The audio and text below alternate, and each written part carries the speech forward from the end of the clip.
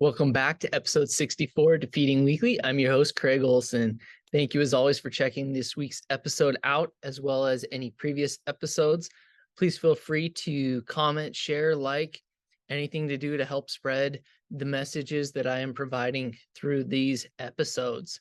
This week, I'm super excited as we now move into week 3 of our 15-week series, and all based on my book, Defeating the Unbeatable. And this week's episode, I'm super excited about, as I really feel like it is one of the most important parts of our life journeys, not just necessarily going through like hard times like cancer and things like that, but just life.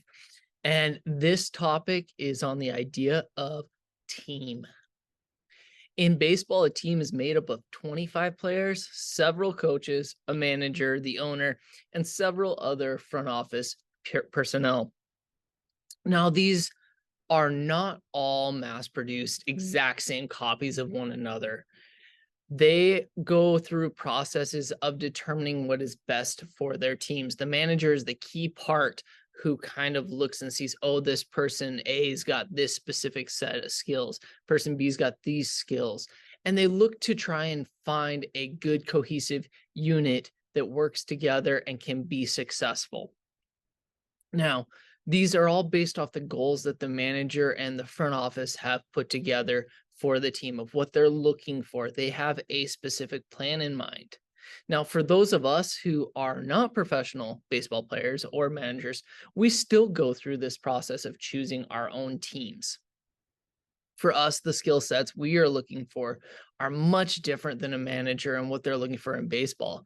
But we should still be looking for specific skills that have a lot of correlation, really, to a baseball team. For example, we may be a quiet person who has a hard time advocating for ourselves. Maybe you're looking for a person on your team who can push you to advocate for yourself. That would be an example of maybe a hitting coach, where they come alongside you and say, ooh, you need to work on this, and they're pushing you to make those adjustments. Another might be a person that is a really good listener on your team, one that allows you to express yourself, and they are not going to judge you. They are willing to simply sit in, listen, and be there for you. Now, in my book, Defeating the Unbeatable, I talk about Jesus and his 12 disciples and how they were his team. They were a group full of men with many different paths. Some were fishermen or carpenters, yet they were chosen by Jesus for his team. They were not chosen because they were better than him in any specific way. However, he chose them specifically because of the skill sets that they possessed, and he molded them to help spread the message. Jesus knew the importance of having a good team around him. He understood we all have our shortcomings and faults, but found a way to be able to have all these men work together to become a team with a common goal. And there aren't too many things more powerful than a group of people with conviction working towards a common goal, especially if they're willing to die for that goal. And that's what Jesus put in his team. Now, for us, it might be similar to that, or it might be something different. And so these action steps, I really ask you to really consider, as I feel like they can be very beneficial to us all. So this week's action steps, number 1, take inventory of the team you currently have in your life. I want you to create 3 columns on a piece of paper. Start with those closest to you and write those down in your first column. These could be your immediate family and friends you spend the most time with. Put them in the first column. In the second column, put friends that you don't see on a regular basis but are important to you. These would be friends that maybe you talk to once every now and then. I know for me personally, I've got a lot of friends that are from previous towns I've lived in that would kind of go in this second column, ones that I reach out to occasionally, but we are not living every day in deep community with each other. Then in the third column, you're going to put people who you occasionally see, but don't necessarily feel super close to. These may be such as friends of your friends. So you might see them occasionally out and about when you guys are hanging out with similar friends, or it might be coworkers. Then action step number 2, I want you to list the properties of what each group provides for you. Are they close confidants that you go to all the time? Are they trustworthy? Or are they fun to hang around, but not trustworthy? And so on and so forth. Really dig deep. And I would highly suggest, especially with those first couple columns, write in next to each individual person what they are in your team.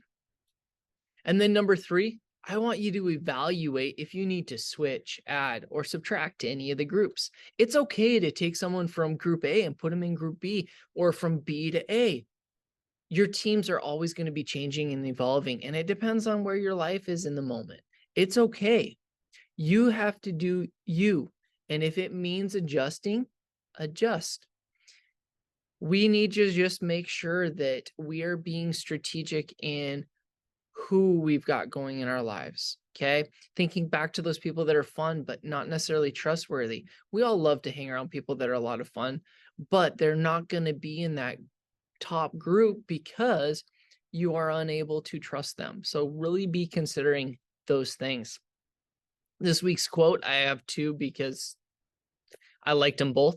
So number 1, the strength of team is each individual member.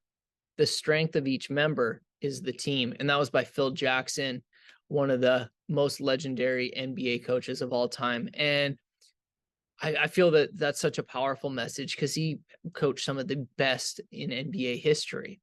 Yet he is talking about how, yes, the team is built of these individuals, but in order for the team to have the strength, it based off of everyone working together. And then quote number 2, individual commitment to a group effort. That is what makes a team work, a company work, a society work, a civilization work. And that's by Vince Lombardi, legendary coach of the Packers, the Lombardi Trophy for the Super Bowl. So very powerful messages about how important those teams are to us all. So really dig deep, look around, see who your teammates are. And I hope you guys have a great day and defeat the week.